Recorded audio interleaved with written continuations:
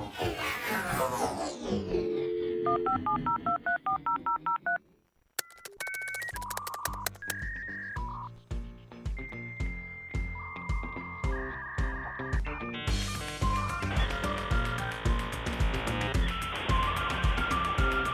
back with Les Kevin, more tech from .com. UTECIT.com. Can't forget .com, can we? Can't. In Not in this day and age. Nope. So let me ask you, Les, before we get to our guest here today, who would be the crazy guy who would want to follow, a legendary or great coach? So, you think of football coaches, like who wants to replace Nick Saban, Urban Meyer, Ryan Day, Jim Tressel? I mean, all the great coaches in college football. Ryan Day, Jim what? Well, you got to wonder about the guy that's crazy enough to try to fill those shoes. It's incredible. I mean, that's the hardest job, is following a winning program. Yes. When you're taking over. So we're about to introduce that crazy guy that's willing to step in and take on the challenge and continue to raise the bar. So maybe we'll go back to, we had Urban Meyer, but now we got Ryan Day. Maybe he's the Ryan Day of superintendents and school systems, huh? So as a Michigan grad, I'm sure he appreciates us talking this way. But for sure. Let's introduce Dr. Matt Outlaw from Superintendent of Brighton Area Schools. All right. Great to be here.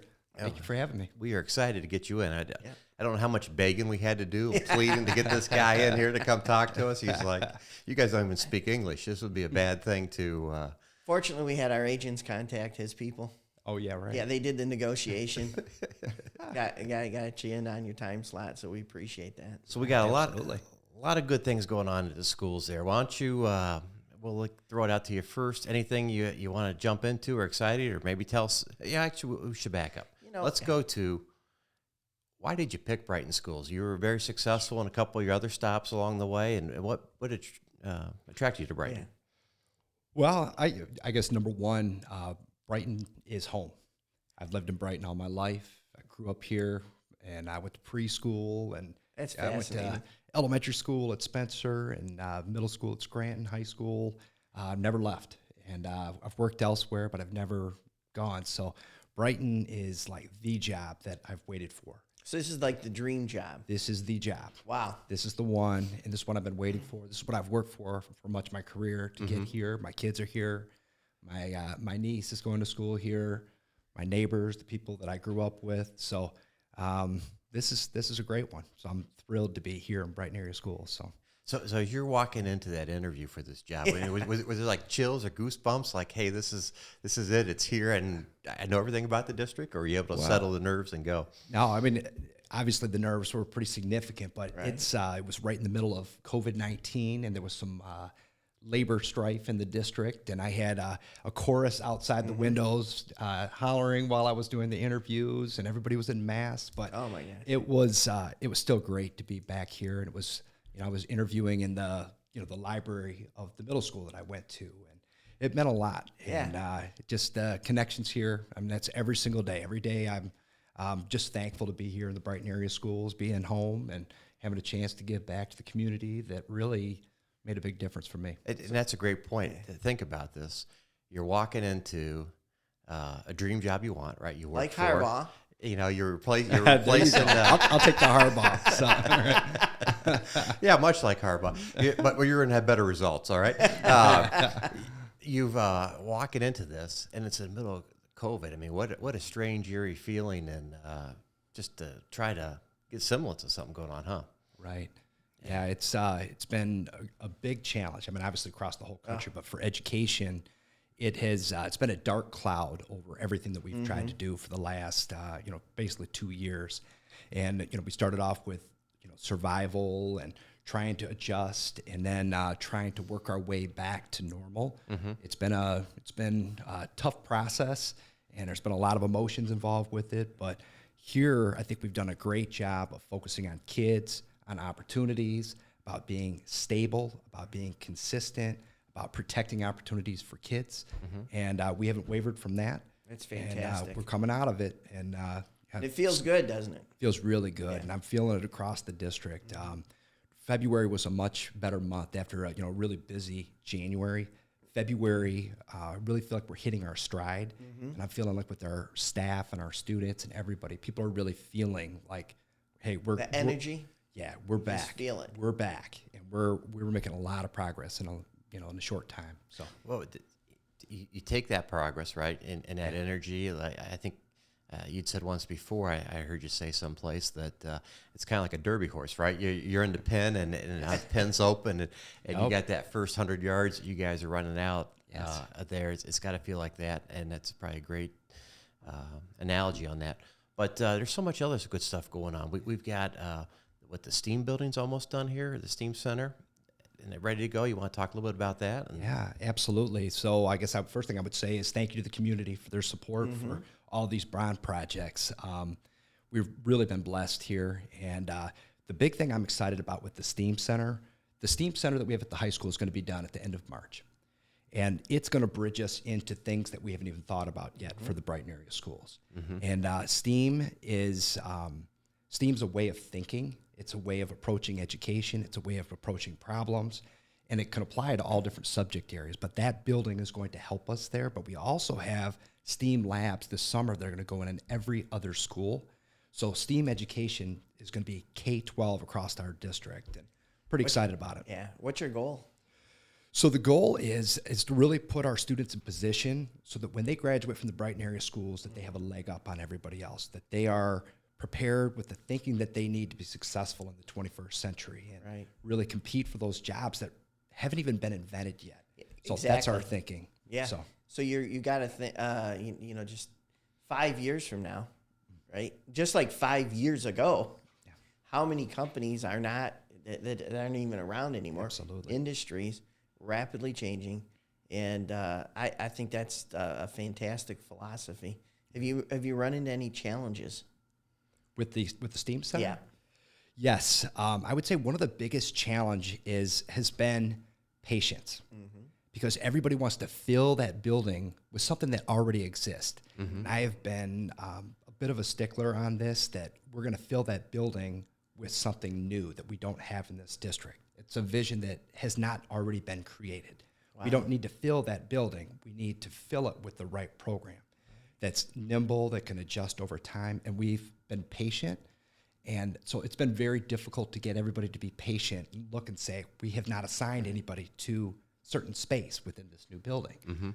But as it's coming to open, people are really part of that brainstorming. It's going really well, and people are stretching their thinking a little bit because of it. So patience has probably been our biggest problem with STEAM. Right. And also the understanding of what STEAM is, because people think STEAM, they think robots. And they're like, oh, it's a robot or it's engineering. And they use it as a construct to think about things that already exist. When STEAM really is a way of thinking. And as a social studies teacher, I can approach a social studies problem. I can approach it from a STEAM lens, because it's all about being adaptable, solving problems, working as a team. And that way of thinking is ultimately what all this STEAM education is going to provide. So the understanding is also another That's great, hill to climb. because that's innovation right there. Yeah, If you're looking in the rearview mirror, you can't go forward, right? exactly. Maybe there'll be a podcast corner, Kevin. You can That come would, in. that would be fantastic.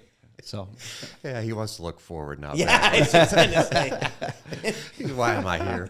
Yeah. So we got the STEAM Center, right? And that's going along well. And then I drive by it every day, but we got a field house over there by Mr. Brenner's building, huh? yeah, absolutely. So another one of the signature projects is the field house. It's going to be a full-length football field, athletic field that will be on the Maltby campus. That'll be done by the end of the summer. It's going to be unbelievable. It is going to bring incredible opportunities, not just for our school sports, but also our youth sports. And that's a major initiative for us, has been trying to get more of our students connected with youth athletics at an early age. And so we've invested heavily in our BARC program, our youth athletic program. Is that also tied in with the community? Yeah, so there's going to be all of the youth sports. It's all connected to the community, and but yes, Cool. yeah, Okay. it's going to be great. Well, I think about just things that I've read. You mentioned we're coming out of COVID, but there is a couple years there where organized athletics at any age didn't exist. Right. And I think, just personal as a parent, I see that, when people are more glued to the screen as opposed to getting out and doing something, can't be good. Yeah, and I was athletic director at the beginning of my career, and we talked a lot about educational athletics. That sports field is really an extension of the classroom, and you learn so much about leadership and teamwork and perseverance and all these things that you learn through athletics or being in a play or all those type of things. So that's part of our vision forward, is to make sure that we really provide a well-rounded menu of options for our students. So things like this field house could just expand those opportunities for kids. Mm-hmm. I'm one of just on that path. I got to ask, like when I was growing up, I mean, you were baseball, football, Right. dodgeball. There wasn't. Right. So is the field house, is it designed to have more different variety? Yes. We'll have almost all of the sports will have use of that. And baseball tryouts are going to be in a couple weeks. Baseball, softball, they will be in the field house next year. Yes. And we have a movable floor. We can do basketball, tournaments in there. Think about those old Gus Mocker tournaments from back out in the the day. street. Yeah. You could put those in there. There's a little track that's in there that's going to be placed in there so they can do some sprints and things like that. But really, any sport can utilize this. And What about the one that's on the minds of every high schooler? Pickleball. pickleball. I don't know that pickleball is going to make it because I don't think we have the floors or anything. I tell you what, it's turf. It's not indoors, but if you go over to Scranton with the community's leadership and vision, right? We built wonderful pickleball courts over there. We've got a wide range by the tennis courts there, and Brighton I think's done a really good job. We've got a new pool in there, first class pool. We've opened up a weight center for athletes to use and students to use in the community. We've got wonderful pickleball courts. We've got some outdoor tracks over there at Scranton that they can, in a couple turf fields, practice fields, and outdoor fields. We've renovated Sloan, right outside your building in there, Sloan soccer field, lacrosse and field hockey.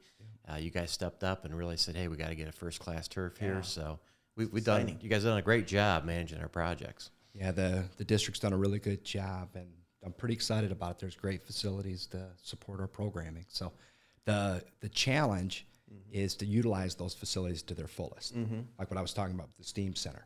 That's great that we build a beautiful building, but what are you going to deliver as a result of that? And that's going to be the same challenge with all of these investments that the community's made.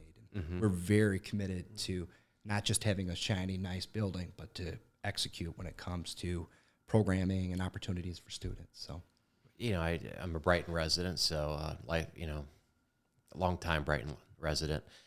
But it's funny to see how far we've come just in the last 10 years, 12 years, 15 years, if you will. As a district, we've always had first-class teachers and education and stuff like that, but now we're really giving them the tools. I can remember my wife's an 8th grade teacher, and she's been part of the D.C. field trip. And one of the trips that they went on in the beginning, they're walking around the Smithsonian before he passed a bond, and the computer they have in there in the Smithsonian was the same computer we had at Brighton schools. And I'm going, how can these small schools down in Monroe County have better technology than us? But we've done a phenomenal job, and it really is the place to be now as when you're talking education, isn't it? Yeah, we're definitely a destination district. But the one thing I will say is I think that we have a whole nother level that we're going to go to as a district. And I think we're doing a lot of things extremely well. We've got all the raw materials. We've got great teachers, great staff, great community support. But there's things that we can do to go to the next level, and that's what we're working on right now. Can you paint that vision a little bit more? Sure. So I spent 11 years in Grosse Pointe, and I was a high school principal there, and I did some other things in that district. And the difference between where we're at right now and where we want to go as a district are things that you're not going to see on the streets, right? A lot of it has to do with systems. A lot of it has to do with little small things that you're going to do within the classroom, the professional development, the collaboration that you have among teachers, the way that we use data for students in order to ensure that they all maximize their education. Really, our next level is not going to be a building. Our next level is going to happen in the classroom. And again, we have all the raw materials, but our next level, hitting that next piece, is going to be done inside the classroom. And that is going to be a major part of our strategic vision moving forward. It's going to be really focused on teaching and learning. And that is our top priority. And I really think when I was principal at Grosse Pointe, we were probably like the top 1 to 3 high schools in the state of Michigan. We didn't compete with public schools. We competed with the private schools. And we're on the cusp of doing that same thing here. And with a few moves, we're going to be right there in that same type of conversation. And what does that mean for our students? That means that we're helping every student to reach their potential. That's why that matters. It's not about test scores and things. It's about every kid reaching their potential, finding their pathway. So I think we get lost on it. You know, from business guys, right? It's easy to look at, but what are the measurables? You know, what are the test scores and how we're doing? But that doesn't paint a picture. You've been in a classroom, and there's a lot of kids that need to learn different things. And but those things will follow. When we do the things I'm talking about, our test scores, they have a whole nother, there's another category above us. And that's where we're headed. So what would it look like, I guess, in 24 months from now, 48 months from now? So, because I'm just thinking, you know, rightly or wrongly, my mom's 100, and she went to school in a building. It's still there, Carleton High School. It's still there, but she sat in a room and there was a teacher there, blackboard, right? And today, it's very similar, right? Now, COVID obviously, you know, changed things, right? But for the most part, the classrooms are kind of similar. So I'm just wondering, is it going to look different in this vision, or? No, I would argue that it's changed fairly dramatically, and I would say particularly in the last 20 years. And you know, your wife's been part of that. And again, it's not stuff that from the outside that you're going to see. There's still it's a whiteboard instead of a chalkboard. There's some technology and things like that, and those are great tools. The biggest change in education from like when we went to school to now is that the students are in the driver's seat. The students have much more ownership of their own learning. And we have 3 of us here. We all have 3 different sets of skills and talents and interests. And education has shifted to really meeting us where we need to go. And it's perfectly fine that we're all on a different pathway. Yeah. So I would say that's one of the biggest innovations that we've made. And when we talk about our future, that's the foundation that needs to be built off of. What does each student need to reach their personal best? So the phrase that I'm coming up with is you're meeting the students where they are. Absolutely. And then, so it's not a cookie cutter for every single person. Right. And you think about the term success, right? Success for one student, it can be very different from the next student. There's a student that's struggling to read, and that student might start the year in the 10th percentile in reading, and they finish the year in the 20th percentile. They're nowhere near the state, standard, but they've made great improvement. Doubled. That is something we should be celebrating and continuing to build off of. Another student might start in the 90th and end in the 75th. And they're still going to pass that test, but we didn't challenge that student to reach that next level. So again, it's a little bit of a shift to that growth model for each kid. I'm still stuck on, he said 3 of us had skills. I want to rewind that, make sure we play that a couple times here again. We got one. You can come back anytime, Dr. Outlaw. All right. Well, so that kid that went from 10 to 20%, that person may have been 90% in art. Exactly. So you're meeting the student where they're at. Almost, we're talking about a customized program for every individual. And in the business world, we call them IDPs, individual development programs. Sure. Because in corporate world, people have different levels of skill sets, and you're developing and going towards different goals. Yeah. But I think it's exciting. It is. And from the teacher side, what does that mean? Because that's tough. From a teacher side, it's daunting. To say, oh my gosh, I have 30 kids in my classroom. Yeah, How do I do this? Well, the reality is that it's just getting to know your kids. And they already do a lot of this. Really, our teachers are fantastic. They know the students. They know what make them tick, and they'll tailor assignments to where there's a little bit more choice within assignments. And we call it individualizing education. So I think that's how much does technology play in that? I So- just imagine, that when we were growing up, if you had books and a pad of paper, you probably couldn't do much with an individualized program. Or am I wrong? I could be wrong. I'm a little old school probably when it comes to this stuff. I think that the foundation of great teaching hasn't really changed in 2,000 years. If you go back to the Greeks and all those type of things, it's a lot about questioning and getting kids to think deeply, and you can do that from anywhere. But what technology has allowed us to do is access access additional information. One, two, it's allowed us to individualize where. I was in a classroom today, and kids were doing this program, and the kids were at different levels, so it was tailored to where they were at. Again, it met them where they were at. And then the third big one is, I would call it remediation, which is what do you do when a student isn't successful? So to be able to have technology, to be able to have programs to help a student that might be behind others, or on the flip side, students that are way ahead. So it allows Challenges. you. Yeah. So technology can be a resource, but you don't have to have technology to do this. That's cool. Yeah, sure. Yeah, it's interesting that so much goes into, because you got to have great teachers, right? Because they got to have the pulse on the different kids where they're at, and they got to be able to connect with the kids. And I think technology's also made it tougher for the kids. There's a lot more information, like you said. They can easily get this. It's made the world smaller in a lot of ways. But it's also created a lot of distractions out there and put a lot of pressures on kids that influence them in ways that we didn't have. I mean, we didn't have 400 likes on something in one night, you know what I mean, or 400 we dislike that type of things. Right. And can you talk a little bit about that with the technology, but also now we're coming out of it. Are we doing things differently in the schools with the mental health part of that and the coaching that way? Absolutely. I'm going to go back, and I'm not going to talk about COVID necessarily, but it might fit in with this. But the technology era has changed human connections.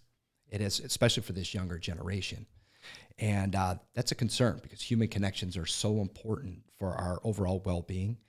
So when we talk about our vision for the future, one of the areas that we're going to be really emphasizing is going to be that relationship piece and having connections with other human beings, not through a device, but real human connections with others. And then you talk about COVID-19 coming into, and the mental health crisis that we're seeing across the nation, not just with students, but with adults, where we've seen isolation and we've seen Depression. all of these things that have led to depression and increases in things like suicide and things like that. Is really scary. Coming back, and we're talking about how do we, coming out of the pandemic, but also carrying forward about this, the cell phone era. There's a lot of work to be done, but it comes back to old school human connections. And our teachers are part of that, but student to student is part of that, fostering those things. Our high school, I think, does an exceptional job at this and building those connections. And anyway, as we go into the future, that's going to be a huge priority for us. What are some of the things that you're doing? So a couple things. So we picked up on the high school already had this kindness week, for example, and they had Pink Week, and they do a lot of the senior survivors. So one of the best ways to make human connection is by Wait a minute, senior survivor. Senior survivor, yeah. So it's a charity event, and they give money back. But one of the greatest ways to connect with other human beings is through charity and through doing good things for others. And the high school really has led the way, and Gavin Johnson and his staff have done a remarkable job. But those are some of the things that we've built off. We've taken some of those district-wide. We just did this Kindness Week, and it ended up touching all of our buildings. But as we're moving forward, we're talking about things like monthly themes. We've added staffing in our mental health area, trying to be a little bit more proactive versus just reactive when it comes to that. We're doing some more awareness pieces with our parents right now. But we have a lot of growth to do as we go forward. Well, I saw in your newsletter, which, by the way, is a great idea. Thank you. You had a lot of really good links for the parents. Toolkits, I believe, even a couple of them were labeled, so the parents could help at home, and also for the students. And I think that's being proactive. Absolutely, and it's a partnership when it comes to it. You've got the teacher, you have the student, and you have the parent. And when all three work together, right, that's when you're going to get the best results. Right. Wow. I think we said this with we had Gavin on that. It's usually the parents screw it up, right? We get either we get in the way, we're too active, or we're not active enough. But if you guys kind of know what you're doing over there, right? And if we can just support you and stay out of the way, you'll be just fine, won't you? Yeah, I think that we need parents more than we like to admit. Parents, there's nobody that knows your kid better than you do, right? And for us to not respect and vice that, versa, yeah, but for us to not share that information back and forth when when it's a partnership and you're working together, the truth of the matter is that we're trying to find our way, from the teaching perspective, just like we are as parents. So again, partnership, the teamwork is great. I'm just a big fan. I love the programming over there. We talk about some mental health things, but the district's really worked really hard to bring in some therapy dogs there that you'll see around the classroom, and the kids and teachers are excited to have those there. I take a look at some of the groups that may get overlooked, but we have the Unify project over there that is very active in the school and supported very well by students and administrators. Just a lot of good stuff going on over there, and the communication has been great. Between your newsletters, we get Gavin's emails, every week with keeping us up to date. But any other stuff we're doing over there? Oh, there's so much going on in all of our different buildings, and our PTOs are doing events, across the district in different ways. The next big one is the Senior Survivor. It's a neat program where the kids can always laugh when I know, but they stay right at the school, and but they raise a lot of money. And I think their target this year, they're trying to raise about $100,000. Holy shit! Yeah, last year I think they raised like $60,000 or $70,000, and wow, to go back to charity. So that's it's a neat piece there. But you talked about that Unified. Last Friday was one of the culminating events of Kindness Week. We had the entire school was there to cheer on the Brighton Unified team versus the Heartland Unified, and the first basket.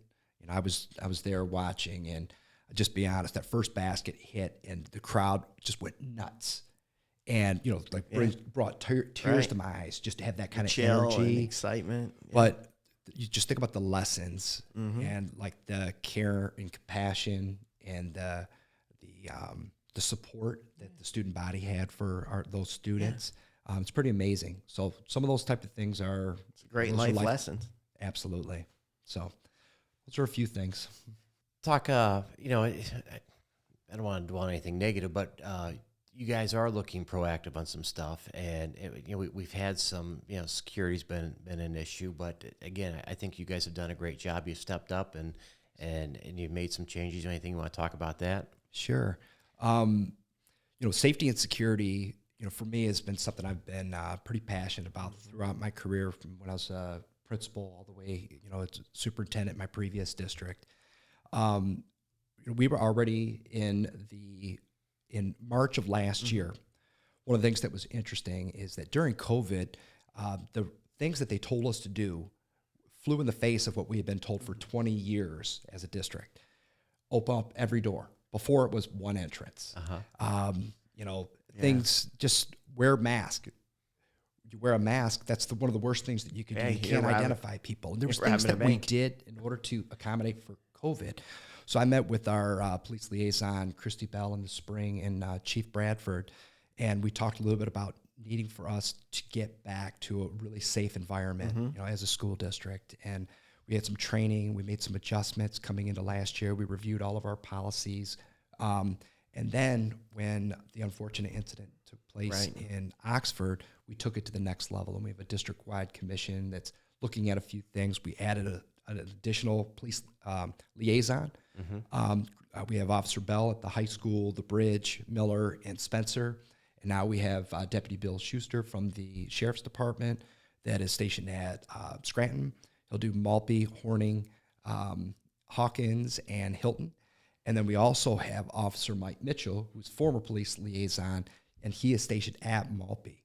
So having those boots on the ground has been great. We've made some technology pieces that we've brought in to help us with communication. We've also done some facility things to take that kind of the next level as well. See, I think it's important that you're bringing in just not security guys in a car, from a third party, but you've worked hard to bring in local law enforcement, and I think that's a two-way street, right? You can avoid a lot of things. They build relationships with the kids, and the kids can talk to them, and they see them in a positive way. Versus, sometimes your interaction as a 16-year-old kid going down Main Street, you get pulled over for going too fast. Yep. Here they get to have positive interactions, and it's not designed around negative stuff. But if something ever did happen, we had trained professionals in there that know what they're doing, right? Absolutely. And I think that it keeps everybody safer. They see things. The police see things that we don't see. We see things through the eyes of educators. Everything's about possibility and everything like that. So what the kids can do. The police see the stuff that we don't want to see. Right, yeah. And that's good. It's a great partnership. Sheriff Murphy's been fantastic. Chief Bradford has been so supportive. So really, I think we're in a very good position. And we've got several things that are going to happen over the next few months before the next school year that will really put us in a good spot with security as a district. Well, you got to give Officer Bell a shout out, right? Bulldog? Extraordinary Bulldog of the Month. Yep, she was extraordinarily. What is a Bulldog of the Month? So this is something I started when I was principal in Grosse Pointe. I was the extraordinary Blue Devil of the week is what I had, and I honored a staff member that really exemplified some of the things that were priorities in our district. I took it to my Brandon when I was superintendent there, and it's just a great way to connect. And also to highlight the great work that's going on around the district and highlight teachers and some of the great things they're doing.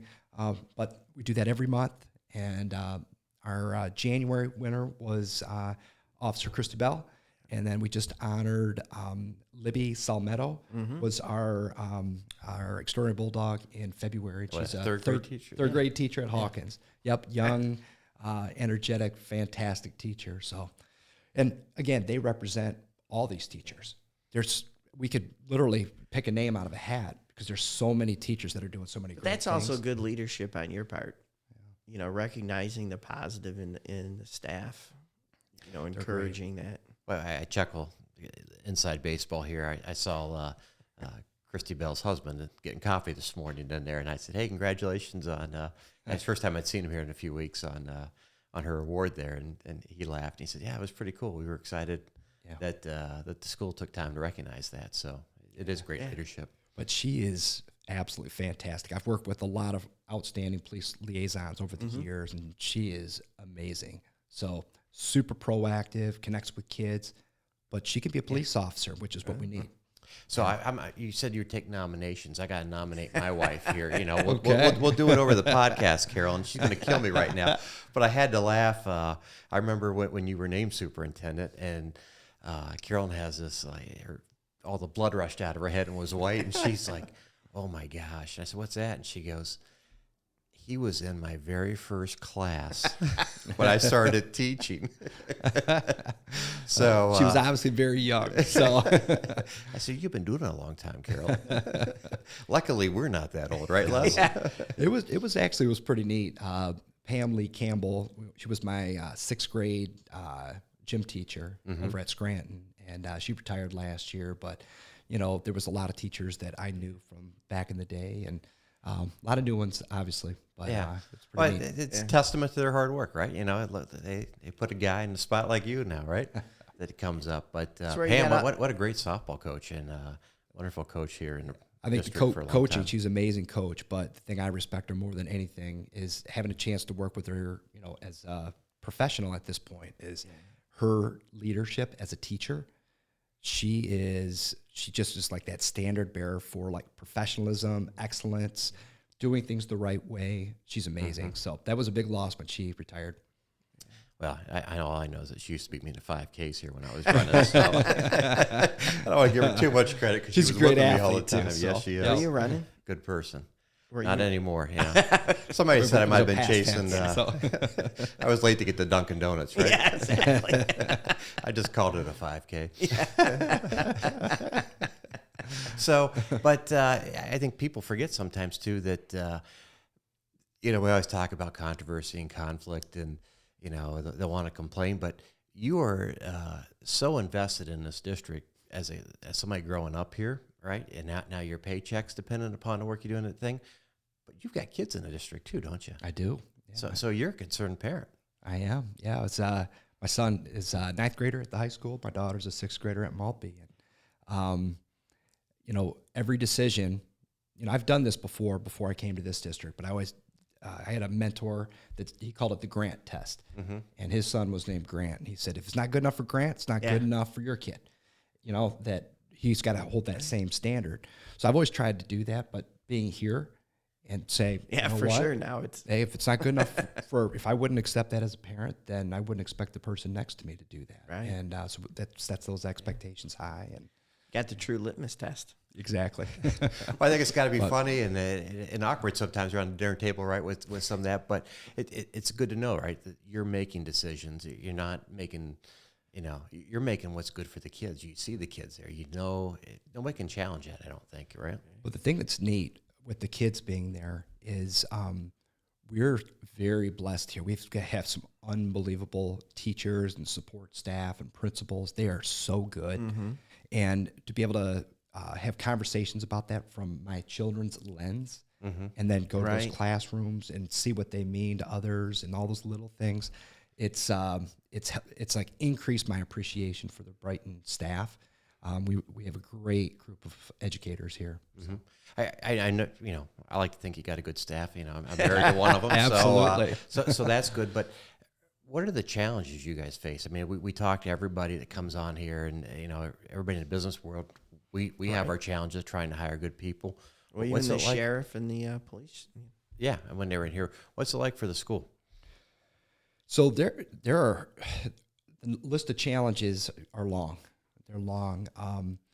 I think that I'm going to go before COVID-19 because COVID-19 was a dark cloud that really has disrupted education. I don't think that we've got our head around it systematically about all the damage that has been done because of the COVID, restrictions and some of those type of things. There's been some real challenges. I think we're way ahead of the curve in this county, but we'll have to have that conversation at some point. But for education, a couple different things are big challenges. One, I think that there is a push-pull, and I call it regression towards the mean. And this is nationwide, where we've worked so hard to bring the bottom up over the last 20 years that we've lost sight at the top, and we've oftentimes brought the bottom up at the expense of the top. We're regressing to the mean. And that's a struggle, and I think it's a nationwide crisis, and it's been 20 years that I've been talking about this. So in each of the places that I've gone, the trajectory should be that we're increasing the bottom at a higher rate, but the top has to continue to get better as well. Every student has to be getting better every day. They need to be challenged. Exactly. But our systems, our accountability measures, they don't do that. They don't look at growth, which I talked about at the beginning. They look at, did you meet the standard?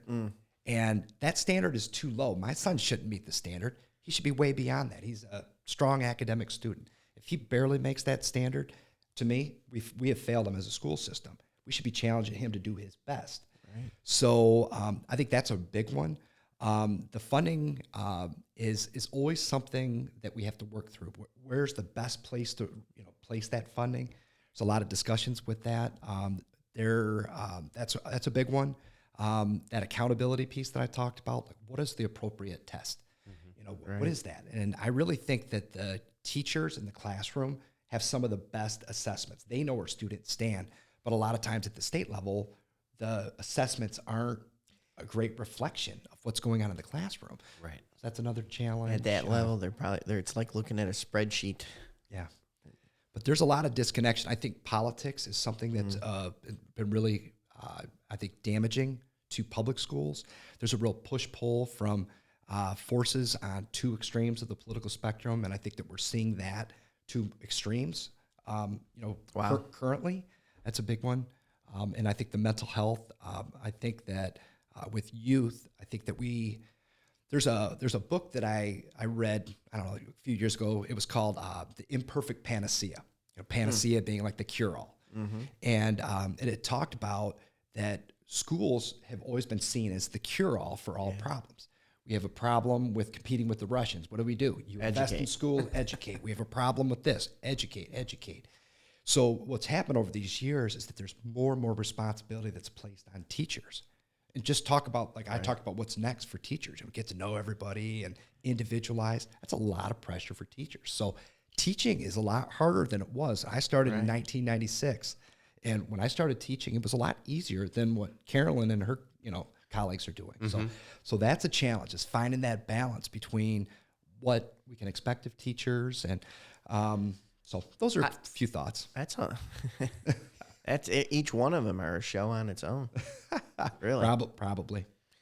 He can come back for all three if he remembers to say that the three of us are skilled here at this table. Yeah, exactly. So, but no, hey, you're busy, and we want to thank you for sharing a few minutes with us. We would appreciate your time. We appreciate your leadership, your guidance there. Hopefully things settle down here, and like you said, we're going forward, because I know it's a terrible way to start, but we're glad to have a bulldog in there looking out for all of us. And thank you for what I think you the do. sky's the limit for the district, and we're on the move. So I'm looking forward to the next few years. You know what? And I'd be remiss if we let you go with that one request. Anna wanted to make sure, because of this technology and the virtual stuff. Yeah. And her and Carolyn were saying last night, tell them we still got to have snow days. So we hope they don't go to virtual days. That's their fear, that snow days go away. And I know there's some people that throw that out there, but snow days are good for mental health, and that's like just there's some fun parts of that. So who really wants the snow day? The teacher or the student? I think everybody's happy to get those snow days. I told her we'd still do snow days, but they got to get out and shovel so Dad doesn't have to when he gets home, right? So, no, thank you for your time. Appreciate it. And you guys are top notch over there, and continue success. And thanks for all you do.